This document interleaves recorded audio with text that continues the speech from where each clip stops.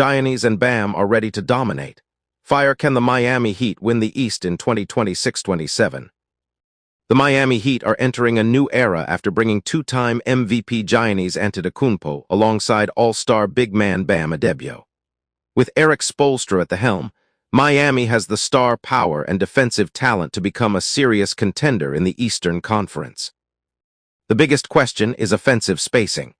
Giannis is at his best when surrounded by reliable shooters who can capitalize on the open looks created by his ability to attack the rim and draw defenders.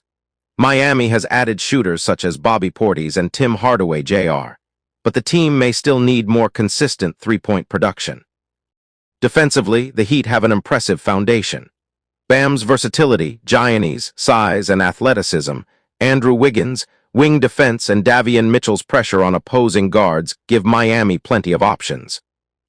Now, Erik Spoelstra must find the right system to maximize this talent. If Miami can improve its three-point shooting while maintaining its elite defensive identity, the Heat could become one of the NBA's most dangerous teams in 2026-27.